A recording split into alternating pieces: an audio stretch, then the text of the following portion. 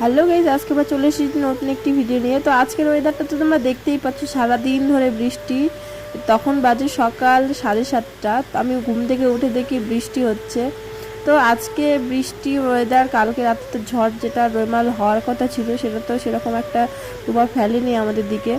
তো যেদিকে প্রভাব ফেলেছে সেদিক তো খুবই ক্ষয়ক্ষতি হয়েছে। ফাইনালি সন্ধ্যের দিকে আমরা বাড়িতে বসে খুব বোর হচ্ছিলাম। আর বৃষ্টির দিনে একটু চপ খেতে কিন্তু ভালোই লাগে।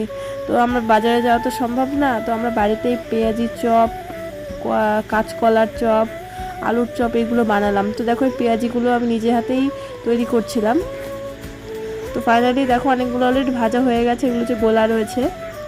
তো আজকে বৃষ্টির জন্য ফাইনালি কোথাও তো বেরোতেই পারিনি এবং কেনাকাটাও কিছু করতে পারিনি।